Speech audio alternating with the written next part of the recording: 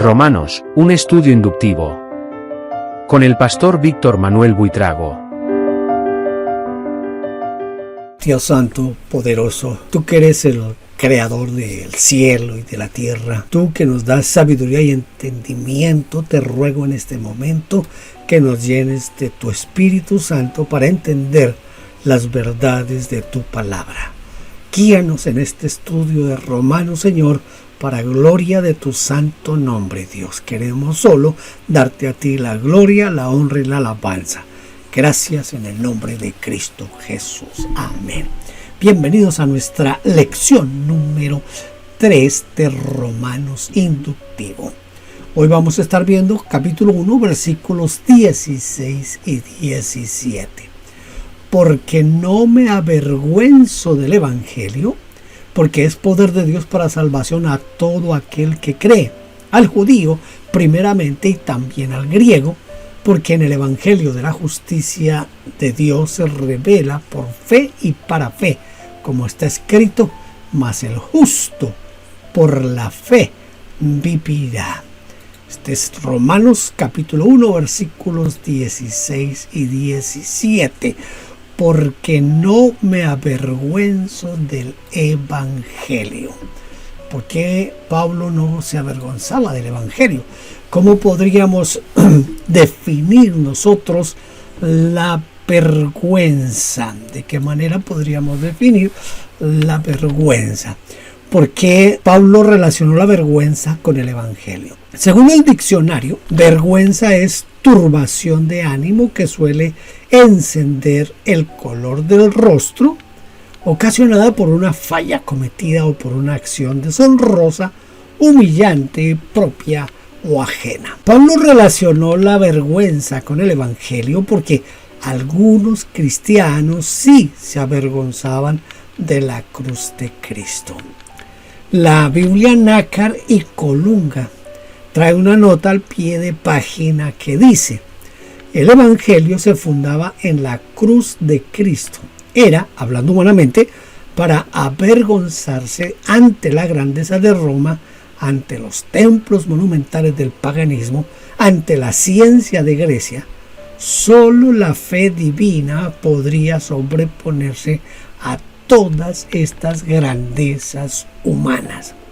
Por lo cual, este versículo podría traducirse también de la siguiente manera: porque no me acobardo ni me quedo corto para predicar el Evangelio, porque es poder de Dios. Nada es más grande que el poder de Dios. ¿Qué quiso decir con la frase?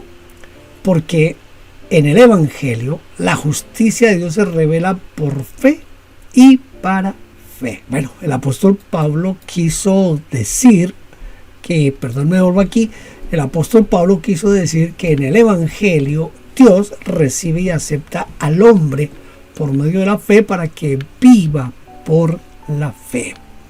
Porque la palabra justicia significa lo que Dios demanda, lo que es recto, justo, bueno. Es la acción de Dios para hacer al hombre acepto ante Dios mismo.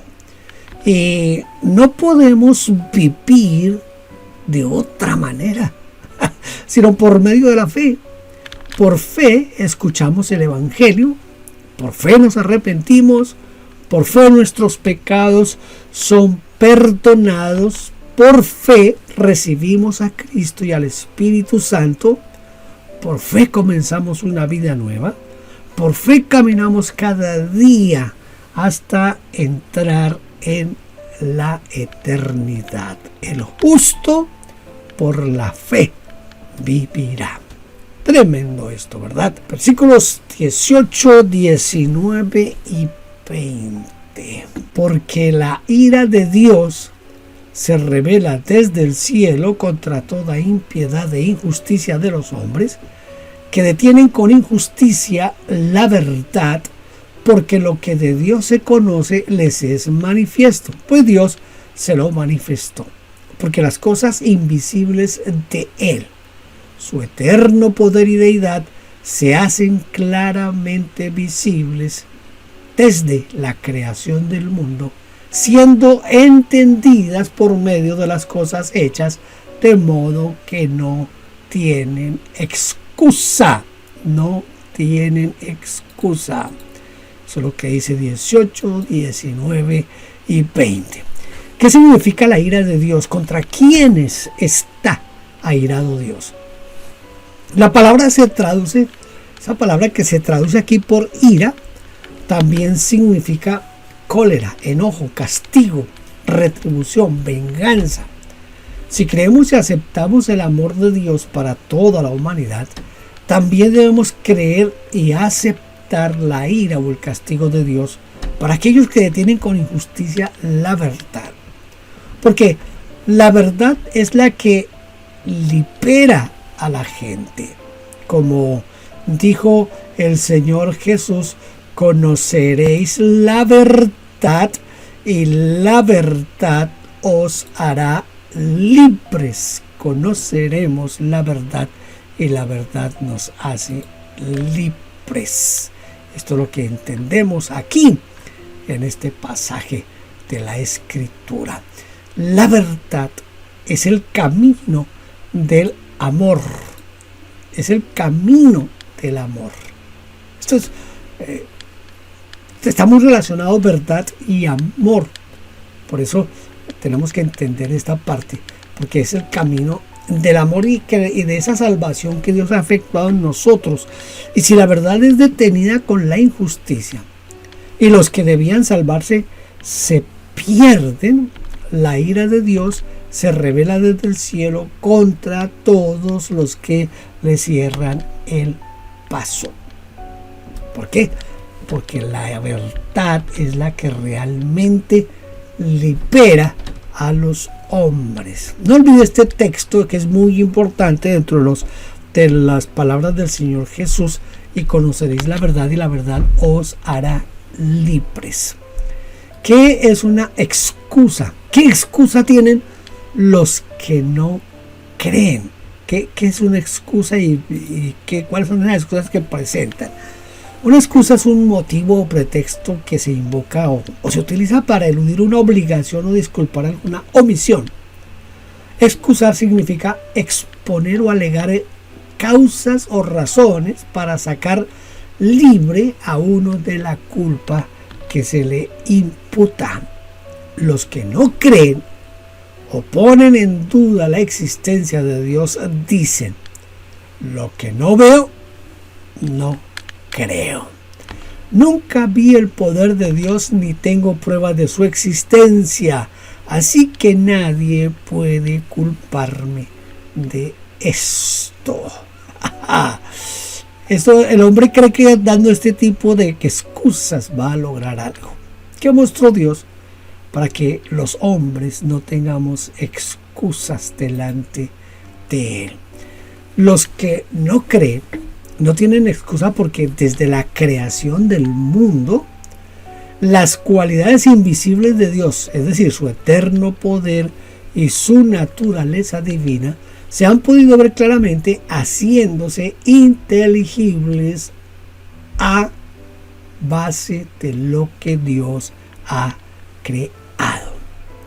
Esto dice la Nueva Versión Internacional.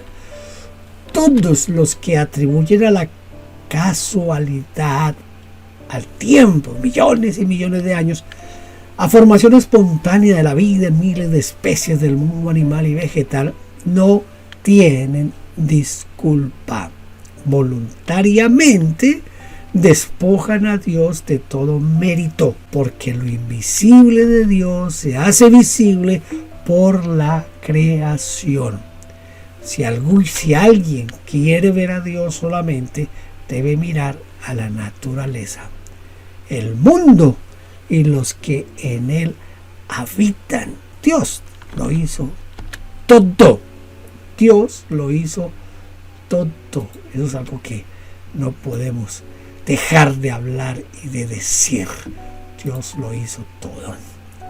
Romanos 1:21 al 23. Pues habiendo conocido a Dios, no le glorificaron como a Dios ni le dieron gracias, sino que se envanecieron en sus razonamientos y su necio corazón fue entenebrecido. profesando ser sabios, se hicieron necios y cambiaron la gloria del Dios incorruptible en semejanza de imagen de hombre corruptible, de aves, de cuadrúpedos y de reptiles. Vamos aquí a responder nuestras preguntas. Inductiva, la primera pregunta: ¿qué provocó la falta de reconocimiento y de gratitud hacia Dios? Mire, la ingratitud y la deshonra a Dios provocó, es que a veces nosotros como que no meditamos un poquitico ciertas cosas, pensamos que somos como más vivos y más astutos que Dios. Pero mire, ¿qué es lo que provocó? Provocó inutilidad o vaciedad. Dice, se envanecieron en sus razonamientos, o literalmente se hicieron inútiles, vanos, vacíos por su forma de razonar. Segundo, provocó oscuridad. Dice Pablo, su necio corazón fue entenebrecido, es decir, se obnubilaron y perdieron la capacidad de pensar claramente. Tercero, provocó necedad. Dice, profesando ser sabios, se hicieron necios o estúpidos. Cuarto, provocó idolatría. Cambiaron la gloria de Dios inmortal por estatuas, imágenes de hombres mortales, de pájaros, de cuadrúpedos y de reptiles. Hay un aspecto dentro de la idolatría que yo siempre he pensado que es la muestra más grande de la insensatez y de la estupidez del hombre. Mire, el profeta lo describe de la siguiente manera: ellos van al monte, cortan un árbol, lo traen, usan una parte para hacerse un dios, hacen su dios y luego se inclinan ante él. Escuche, con la madera sobrante se calientan, la prenden en la chimenea para calentarse. Mire la estupidez del hombre. El hombre va al monte, corta el árbol, viene y se hace una imagen. Y ahora él que fue el que hizo esa imagen, le dice a esa imagen, ahora tú eres mi Dios. ¿Es o no es estupidez? Yo creo que es la estupidez más grande que el hombre pueda mostrar.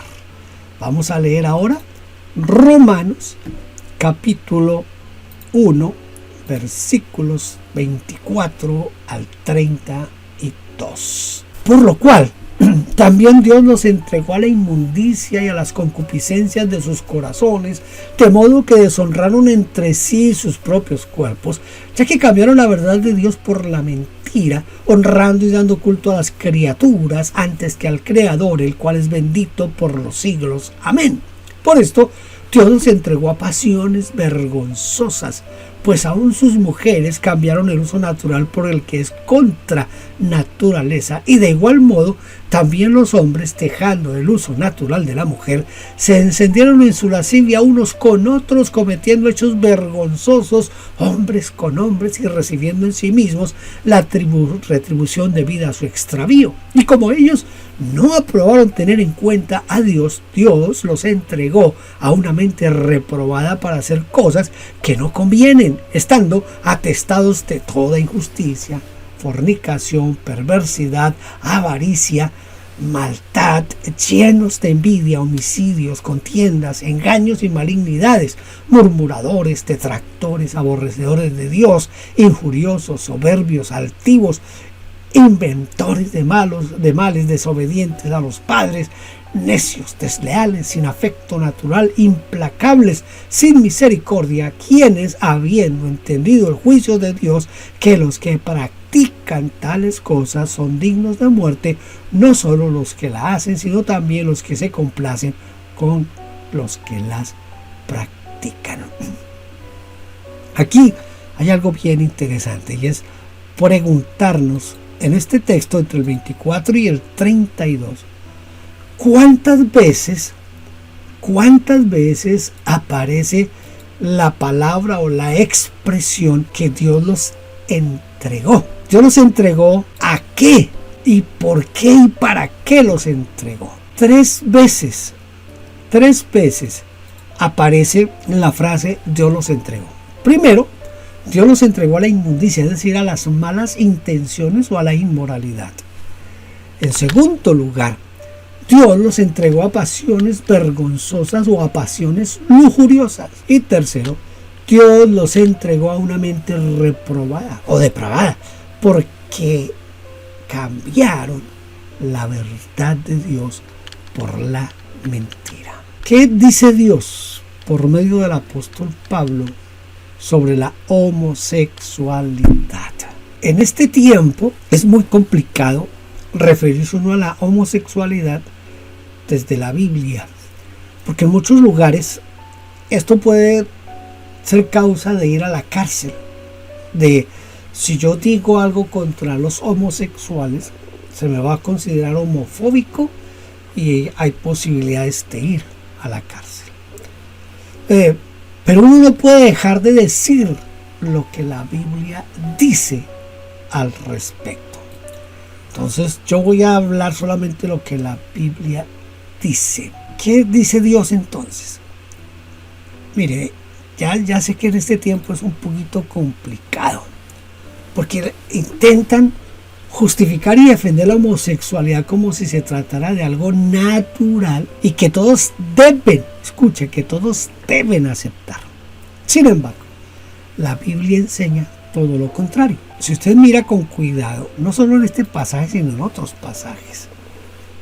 En primer lugar, la Biblia nos dice que la homosexualidad es una pasión impúdica, significa descaro, desvergüenza. Se encendieron en su lascivia unos con otros.